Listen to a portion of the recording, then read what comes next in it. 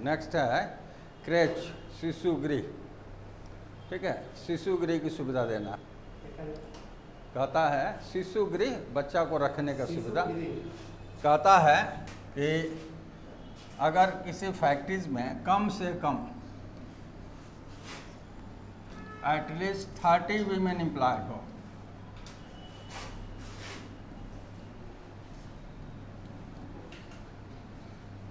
कम से कम 30 महिला नियोजित हैं, तो एम्प्लॉयर जो है वो प्रोवाइड करेगा, एम्प्लॉयर प्रोवाइड करेगा द फैसिलिटी ऑफ क्रेच, यानी क्रेच फैसिलिटी प्रोवाइड करेगा।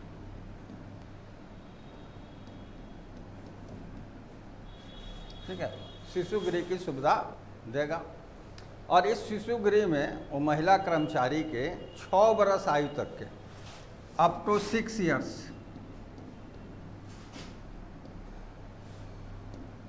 के चाइल्ड रखे जाएंगे। ठीक है, महिला कर्मचारी के 6 वर्ष आयु तक के बच्चा रखे जाएंगे। अब है कि जब बच्चा छोड़ करके काम पर गई, कब?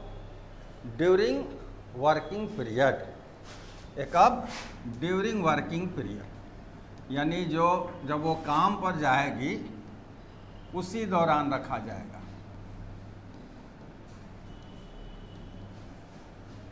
उनके कार्य अवधि में, जैसे 10 बजे से लेकर के 10 AM टू 6 PM वो जॉब कर रही है,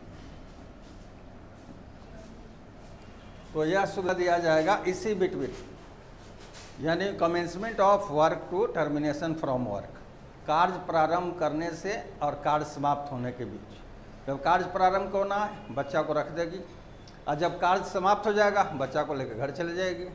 तो इसी बिटवीन जो है ये सुविधा उनको प्रोवाइड करेगा, वो बच्चा को रखा जाएगा। अब है कि जो बच्चा रखेंगे, इनको केयर करने की ज़रूरत होगा, इनको नर्सरी की ज़रूरत होगा, यानी दूध, बिस्किट, खिलौना, ड्रेस, ये सब की ज़रूरत होगा, और इनके देख रेख के लिए आदमी चाहिए।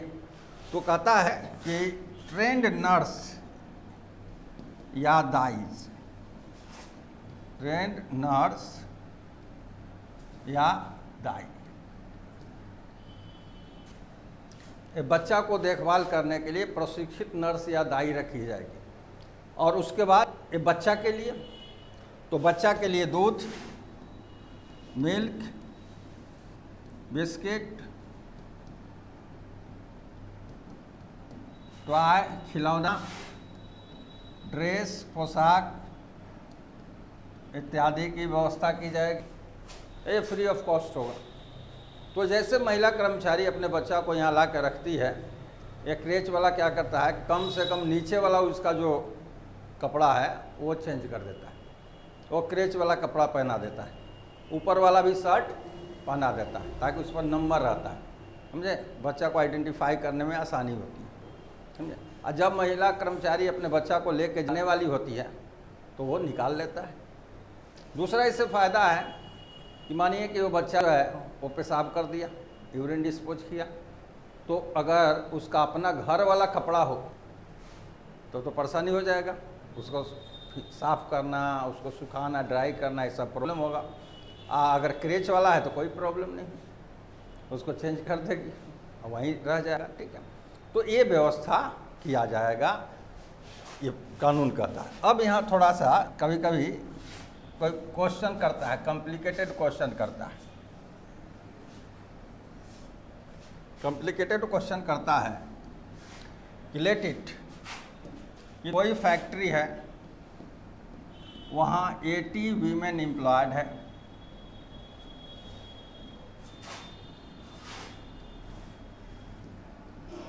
But all are unmarried.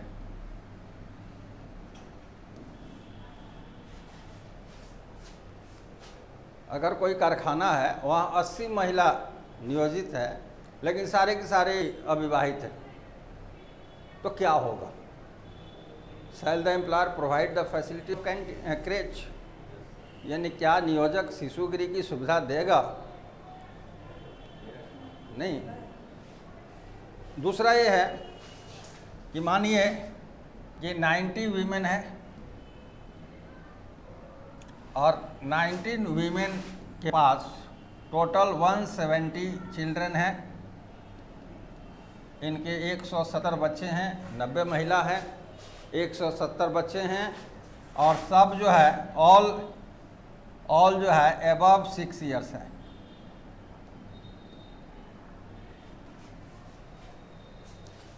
सभी के सभी 6 बरस से अधिक के, समझे। तो इस तरह का क्वेश्चन जब आएगा तो हमारा कंसिडरेशन होता है महिला, 30 वीमेन एम्प्लॉयड। वो नहीं देखिए ये कैंटीन के फैसिलिटी है किसके लिए, फॉर द वीमेन और फॉर हर चाइल्ड, किसके लिए है, उसके बच्चे के लिए है।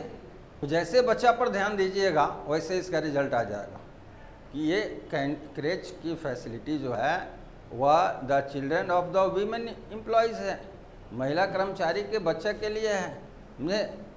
तो यहाँ क्या है कि ये हो सकता है कि अनमैरिड है तो इंडियन कल्चर के हिसाब से, यहाँ इंडियन सिविलाइजेशन के हिसाब से उनको बच्चा नहीं हो, समझे। दूसरा है कि यहाँ है और ये up to 6 years old child को फैसिलिटी देता है और यहाँ जितने के जितने हैं सब अबव 6 ईयर्स हैं। यानी कि there is no any child who can avail creche facility. ऐसा अगर सिचुएशन आ जाए तो यहाँ क्या होगा कि एम्प्लॉयर जो है वह एक एप्लीकेशन देगा स्टेट गवर्नमेंट को, एप्लीकेशन देता है स्टेट गवर्नमेंट को और स्टेट गवर्नमेंट को ये सारे सिचुएशन के बारे में बता देता है कि यह सिचुएशन है तो हमको ये क्लोज करने का अनुमति दीजिए अनटिल और अनलेस कि एक भी बच्चा ये फैसिलिटी अवेल करने के लिए नहीं आता, हमको उस समय तक इसको क्लोज करने के लिए परमिट कर दीजिए, समझे। तो ऐसे सिचुएशन में एम्प्लॉयर जो है after the permission of state government shell close the creche, ठीक है। और तब तक क्लोज रखेगा जब तक कि कोई भी बच्चा फैसिलिटी लेने के लिए नहीं आता, समझे। तो ये क्लोज करेगा। इसे इसका अगला प्रावधान और लास्ट प्रावधान है वेलफेयर ऑफिसर।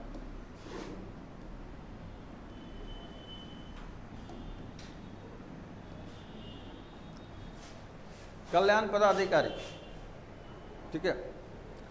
कल्याण पदाधिकारी के बारे में दो चीज़ हम बता देते हैं जो कि ये कानून में नहीं है, कानून के अतिरिक्त है। कल्याण पदाधिकारी ऐसा होता है जो कि मैनेजमेंट और वर्कर के बीच में लिंक का काम करता है, उसके बीच में चेन का काम करता है, समझे। कैसे, तो ये अपॉइंटेड बाय एम्प्लॉयर होता है और ये फंक्शन किसके लिए करता है, काम किसके लिए करता है, फॉर वर्कर्स।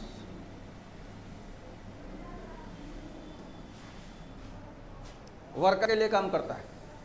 तो एम्प्लॉयर चूंकि नियुक्त किया है तो एम्प्लॉयर समझता है कि मेरा कर्मचारी है, मेरा स्टाफ है, मेरे डायरेक्शन पर काम करेगा। ये वर्कर के लिए काम करता है, वर्कर के वेलफेयर के लिए काम करता है। वर्कर समझते हैं कि मेरा आदमी है। बोलिए सर, एक बार संजीत को बोलिए सर, नेट कनेक्टिविटी थोड़ा देखने के लिए सर, आवाज आती है।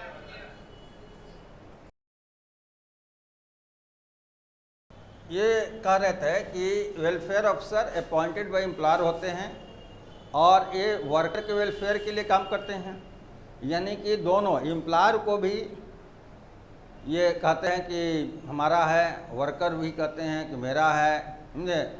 यानी दोनों के बीच में ये क्या होता है, लिंक का काम करते हैं, लिंक का काम करते हैं, ठीक है। अब जैसे एम्प्लॉयर को लॉकआउट करना हो, इसकी सूचना वेलफेयर ऑफिसर को होती है, क्योंकि एम्प्लॉयर समझ रहा है कि ये मेरा आदमी है। अगर वर्कर के साइड से स्ट्राइक करना हो तो इसका भी इंफॉर्मेशन वेलफेयर ऑफिसर की होती है, समझे। तो स्ट्राइक के भी इंफॉर्मेशन, लॉकआउट के भी इंफॉर्मेशन, एम्प्लॉयर के एक्टिविटीज़ का भी इंफॉर्मेशन, वर्कर के एक्टिविटीज़ का भी इंफॉर्मेशन, तो इस तरह से जहाँ भी जिस इंडस्ट्री में रिलेशन खराब होने वाला होता है उसकी सबसे बेहतर जानकारी होती है वेलफेयर अफसर को। तो वो रिलेशन जब खराब होने वाला होता है, इनकी जानकारी है, तो ये चाहेंगे तो रिलेशन खराब होने से क्या कर सकते हैं, बचा सकते हैं, समझे। तो इनको कहा जाता है कि welfare officer is the safety valve in the field of industrial relation. औद्योगिक संबंध के क्षेत्र में कल्याण पदाधिकारी सुरक्षा वॉल्व होते हैं। जिस तरह प्रेशर कुकर ब्लास्ट होने के पहले उसका सेफ्टी जो है वॉल्व उड़ता है, उसी तरह इंडस्ट्रियल रिलेशन खराब होने के पहले इनको इन्फॉर्मेशन मिल जाती है, समझे। तो इनको बहुत इम्पोर्टेंट माना गया है कि अगर चाहें ये और ये थोड़ा सा भी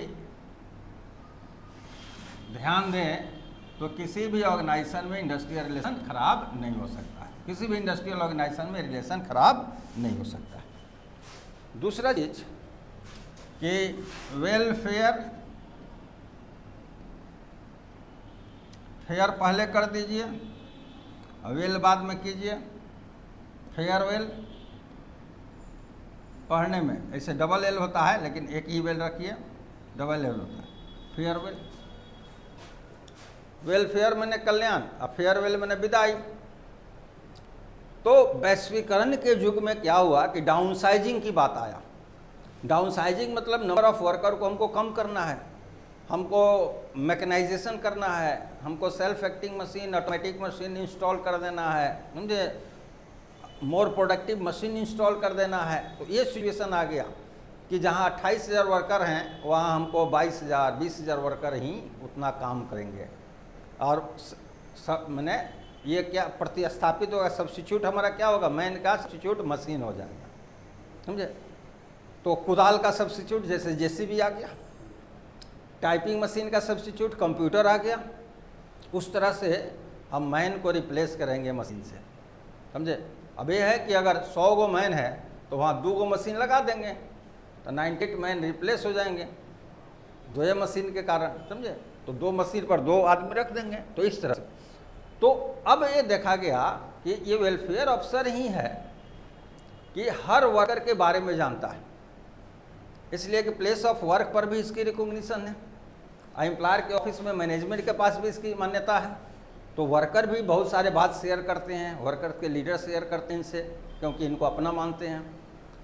तो आइडेंटिफाई किया गया, एम्प्लॉयर मैनेजमेंट जो है वो आइडेंटिफाई किया थ्रू वेलफेयर अफसर कि कौन वर्कर बहुत अच्छा है और कौन वर्कर अच्छा नहीं है, किसका परफॉर्मेंस बेटर माना जा सकता है, किसका परफॉर्मेंस। तो परफॉर्मेंस अप्रेजल नहीं किया, समझे, वह कितना काम बेहतर करता है इसको इवेल्युएट नहीं किया, यानी just examination of performance of the employ नहीं किया या वर्कर, ये नहीं किया। वो क्या किया कि वेलफेयर अफसर से कंसल्ट किया कि कौन कौन से वर्कर को हटाना चाहिए। और VRS स्कीम के तहत, वॉलंटरी रिटायरमेंट स्कीम के तहत सबसे मांगा कि आप लोग अपना VRS के ले दीजिए, ठीक है। जिसको वेलफेयर अफसर कह दिया कि नहीं, ये तो लास्ट कम फर्स्ट गो वाला रिट्रेंचमेंट की बात आती है, अब VRS में कोई लास्ट कम फर्स्ट गो की बात नहीं आती है, जिसको मन किया VRS दीजिए, नहीं तो आप रिजाइन करके जाइए। तो इन्हीं से आइडेंटिफाई कराया कि किसको VRS के तहत हटाना चाहिए और किसको रिटेन कराना चाहिए, समझे। तो कुछ समय तक ये फेयरवेल का काम करने लगे, समझे, फेयरवेल अफसर के नाम से मशहूर हो गए कि ये ऐसे आदमी हैं कि विदाई करा भी देंगे या विदाई नहीं भी रोक देंगे, समझे, विदाई रोक देंगे। ये 2 चीज़ जो है वो थोड़ा सा कॉम्प्लिकेटेड चीज़ है। आता है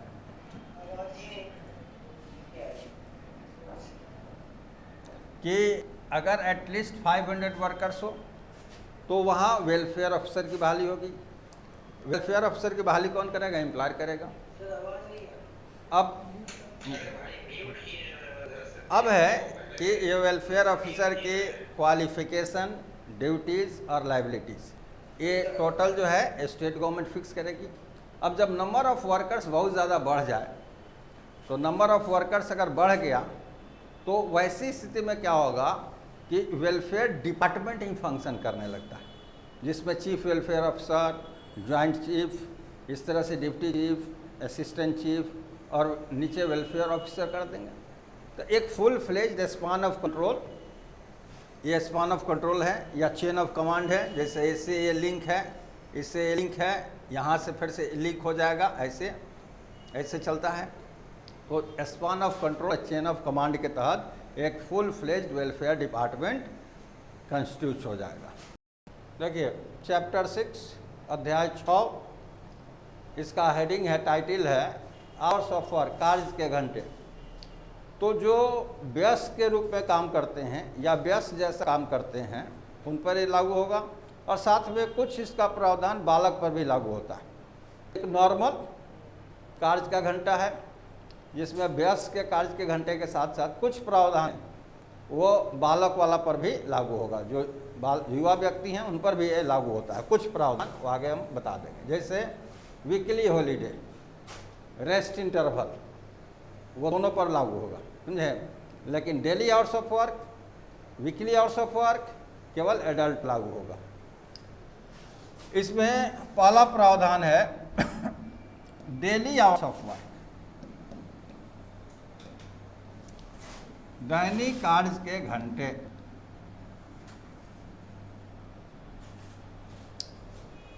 समझे, नया में इसको 8 घंटा कर दिया, कोड जब लागू हो जाएगा तो ये 8 घंटा हो जाएगा। लेकिन अभी है 1948 में है कि किसी भी एडल्ट वर्कर जो है, व्यस्त श्रमिक है, इसको 9 आवर्स पर डे, एक दिन में उसको 9 घंटा नियोजित किया जाएगा। एक दिन में 9 घंटा नियोजित होगा। दूसरा है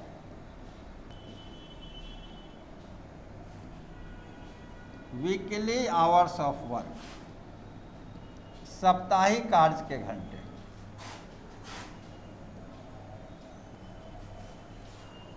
साप्ताहिक कार्य के घंटे तो कहता है कि adult worker shall employ 48 hours in a week.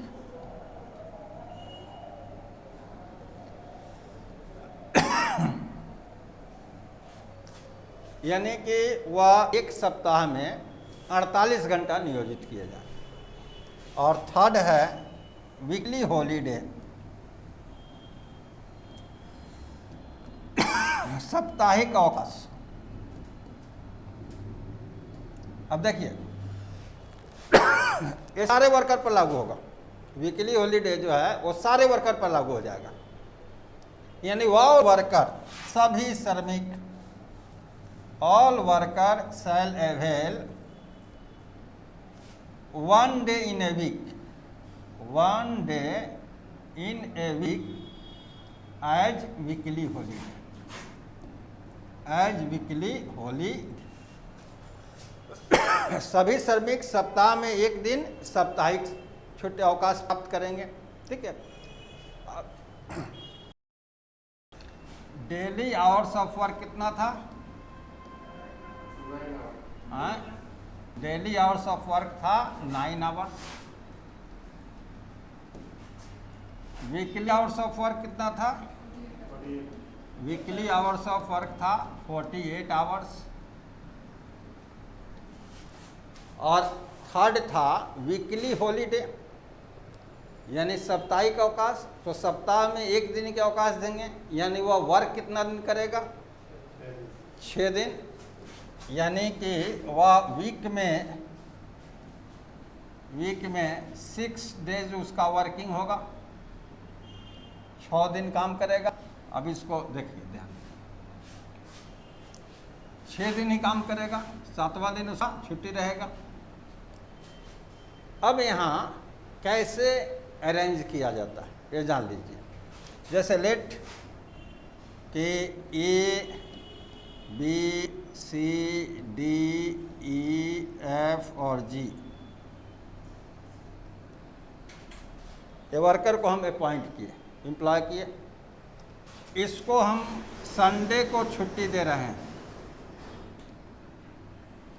तो संडे को जब इसको छुट्टी दिए तो संडे को रेस्ट ये काम किए। तो रेस्ट कितना काम किए? कितने वर्कर काम किए? टोटल कितना काम किए? 6 वर्कर, 6 वर्कर्स काम किए। इसको मानिए बी को हम मंडे को छुट्टी दिए, तो मंडे को फिर से कितना काम किया? 6। इसको हम ट्यूसडे को दिए छुट्टी, ट्यूसडे को भी 6 हो जाएगा। इसको वेडनेसडे को देंगे, यहाँ भी 6 हो जाएगा। इसको थर्सडे को देंगे, यहाँ भी 6 हो जाएगा। इसको फ्राइडे को देंगे, यहाँ भी 6, और इसको सैटरडे को देंगे तो यहाँ भी 6। ठीक है। अगर ये दोनों का एवरेज निकालें, एक वर्कर 6 डेज काम करता है और वीक में कितना काम करना है? 48 आवर्स। तो अगर एवरेज हम निकाल देते हैं तो एक दिन का एवरेज वर्क कितना होता है? बराबर 48 डिवाइडेड बाई 6 बराबर 8 आवर्स एवरेज वर्क होता है। ठीक है। अब दूसरी तरफ देखिए, 1 डे कितने आवर्स का होता है? एक दिन 24 घंटा का, 24 घंटा का होता है। तो मानिए कि एक दिन है 24 घंटा का होता है, और एवरेज एक वर्कर को एक दिन में कितना लेना है? 8 घंटा लेना है। एवरेज 8 घंटा लेना है एक वर्कर से। अब यहाँ क्या होता है कि अगर 24 को एक दिन को 8 से भाग दीजिएगा, ये 3 टुकड़ा में टूट जाएगा। ये हो जाएगा 8 आवर्स का, ये भी हो जाएगा 8 आवर्स का, ये भी हो जाएगा 8 आवर्स का। तो क्या किया जाता है कि 1 डे को 3 टुकड़ा में कर देते हैं 24 घंटा को, और 3 शिफ्ट कहलाता है। ये तीनों 3 शिफ्ट हो जाएगा। कहीं से शुरू कीजिए, ये हो जाएगा मॉर्निंग शिफ्ट, मॉर्निंग शिफ्ट, ये हो जाएगा इवनिंग शिफ्ट, इवनिंग शिफ्ट, और ये हो जाएगा नाइट शिफ्ट। ठीक है। कभी भी कोई इंस्पेक्टर गया, लेट कि कोई इंस्पेक्टर विजिट करता है टू इंस्पेक्ट द फैक्ट्री, कारखाना के निरीक्षण के लिए कभी भी इंस्पेक्टर जा रहा है, तो ये तीनों में कोई शिफ्ट में जा सकता है। तो लेट इट कि मानिए कि कोई इंस्पेक्टर है, वो मॉर्निंग शिफ्ट में विजिट किया, मॉर्निंग शिफ्ट में इंस्पेक्टर विजिट किया और देखा कि 12,000 workers are employed.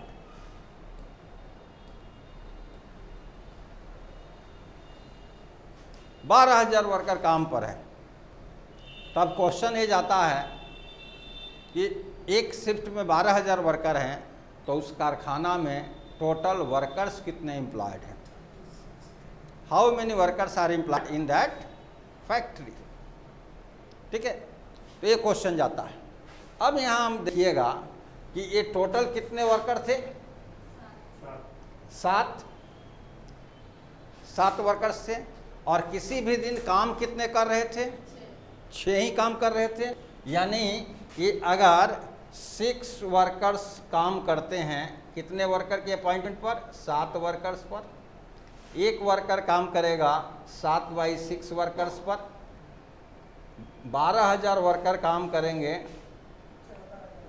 7/6 multiplied by 12,000 बराबर 14,000। अगर 14,000 वर्कर को एम्प्लॉय कर रहे हैं तो किसी भी शिफ्ट में कितना रहेगा? 12,000 वर्कर रहेगा। ठीक है। तो 14,000 वर्कर मल्टीप्लाइड बाई कितना शिफ्ट? मल्टीप्लाइड बाई 3 शिफ्ट बराबर वहाँ एम्प्लॉयड टोटल वर्कर कितने होंगे? 42,000 वर्कर्स वहाँ एम्प्लॉय किए जाएंगे। तो जब 42,000 वर्कर एम्प्लॉय किए जाएंगे तो कभी भी आपको दिखाई कितने देंगे?